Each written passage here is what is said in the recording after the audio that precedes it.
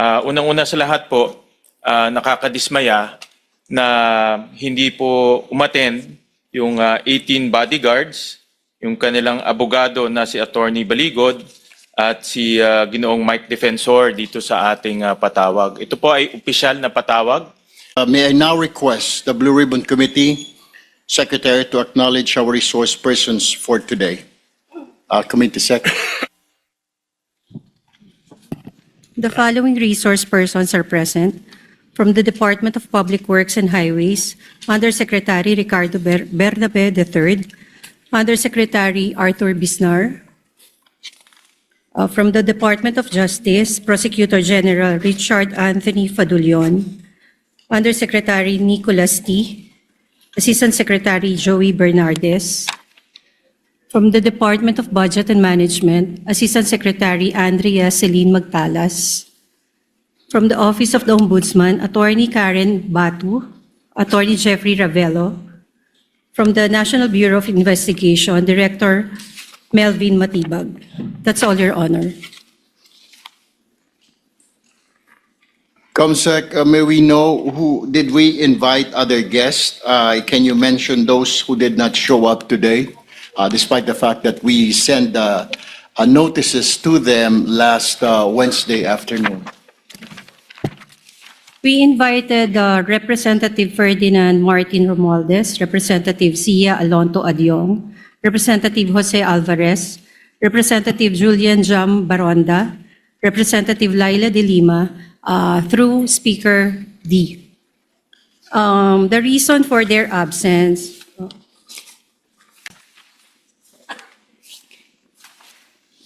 Attorney Cheloy Velicaria Garafil said that the House of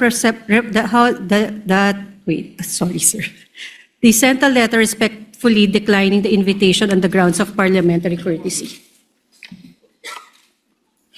Okay, what about the 18 bodyguards, Comsec? We have Did we not invite them? We have not. Yes, we invited them, but we have not received any reply. What about Attorney Baligod? Did we invite them? Did we Yes, invite Your him? Honor, we invited, but we have not received any reply. What well. about former Congressman Mike Defensor? Did we invite him? We did not invite former Congressman Mike Defensor. Okay, Comsec. So with that, we now allow our fellow senators to deliver their opening statements, if they have any. Go ahead. Thank you, Chairperson Senator Erwin. Magandang umaga sa ating lahat. As earlier noted, for the record, today's proceedings are being conducted as a consultation and organizational meeting rather than a hearing of the committee. The purpose is to facilitate the orderly transition and continuity of the committee's work pending the completion of its reorganization and membership and formal constitution of the committee. As we proceed with the formal and official public consultation meeting of this committee, allow us to place on record the following and reiterate the following. The June 3 session, convened by 12 senators, was in compliance with the Constitution, the rules of the Senate, and jurisprudence. And 12 being a quorum, all acts pertaining to the official business of the Senate in plenary on June 3 are deemed lawful, consistent with the Constitution, including the motion to declare all elected positions vacant, which includes the position of Senate President, number one. Number two, the election of Senator Win Gatchalian as Senate President pro tem to address the vacancy in the position of Senate President is also lawful and consistent with the Constitution. And number three, the election of Senator Erwin Tulfo as chairperson of the Blue Ribbon Committee is likewise lawful and consistent with our rules.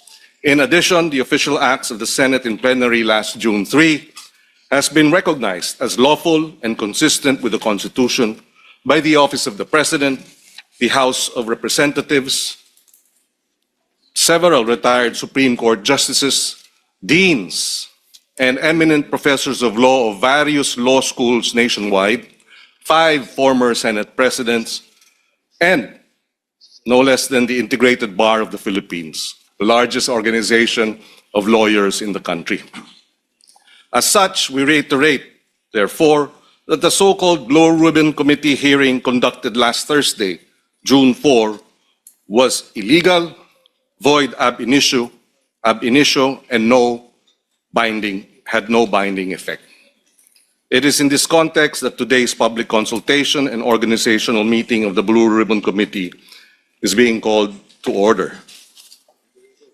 And we hope that with this proceedings, we will be able to get to the bottom of the truth behind the allegations earlier presented. Thank you, Mr. Chairman, and I yield the floor. Thank you, Senator Pangilinan. We now go to our acting Senate President, Senate Pro Tempore, Win Gatchalian. Maraming salamat, Chairman, and let me acknowledge and thank our Chairman, Chairman Erwin Tulfo, for calling this hearing/consultative meeting. Let me also thank our Vice Chairman, Vice Chairman Kiko Pangilinan, and of course, all the members of this esteemed committee. Unang-una sa lahat po, nakakadismaya na hindi po umattend yung 18 bodyguards, yung kanilang abogado na si Attorney Baligod at si Ginoong Mike Defensor dito sa ating patawag. Ito po ay opisyal na patawag. Nag-release po ang Blue Ribbon Secretariat ng official na invitation. Ipinost to sa website. Itong ating consultative meeting today ay ini-stream rin po sa website. At makikita ho natin na full complement po ang nandito po sa consultative meeting. At nakakadismaya po dahil kung alam ng mga invited guests, particularly po yung 18 bodyguards, na sa loob ng kanilang puso ay alam nila ang katotohanan, dapat pumunta ho sila dito para ipamahagi at i-share sa ating lahat ang katotohanan. Hindi ho pwedeng pumili kung saan sila pupunta at magsalita. Hindi ho pwedeng pumili kung sino ang kakausapin ho nila, kung kakampi man o hindi. Dahil kung alam mo na sa puso mo ang katotohanan, kahit saan kang pupunta, kahit saan ka pumunta, katotohanan dapat mong sabihin. Marami ho kaming, ako personally, marami po akong inihandang mga katanungan. Nakita ko po yung kanilang mga sinumpaang salaysay. Marami po akong gustong itanong dahil marami po akong nakikitang inconsistency, gaps, at gusto kong malinawan itong mga inconsistencies at gaps. Nagprepara ho tayo para makausap po sila at para po maging patas ang pagdinig ho natin ngayong umagang ito. Pero sa ganitong sitwasyon, ako po personal na nadidismaya dahil hindi ho tayo nagkaroon ngayon ng pagkakataon para matanong sila at lalong klaruhin yung mga kanilang isinasabi itong mga nakaraang mga panahon. Sa alam ko marami ho silang inikutan na iba't ibang venue para magsalita. Pero ito po yung pinakamahalagang venue para po ilahad ang katotohanan. So sa ganitong punto, ako po yung nagpapasalamat po sa ating chairman sa kanyang paghahanda dito sa ating aktibidad ngayong araw na ito. At nagpapasalamat po ako sa lahat ng ating mga kasamahan dahil nagbigay ho sila ng oras at naghanda sila, no, para harapin po itong mga 18 bodyguards na marami pong sinasabi tungkol po sa iba't iba pong mga personalidad. Maraming salamat po. Maraming salamat po, Senator Pro Tempore, Acting Senate President Win Gatchalian. We'd also like to acknowledge the presence of our colleague, Senator JV Ejercito, Senator Bamakino, Senator Tito Soto, and Senator Risa Ontiveros. Salamat, Chair. We now, I believe Senator Rafi has a statement. Thank you, Mr. Chair. Mr. Chair, it took all my energy.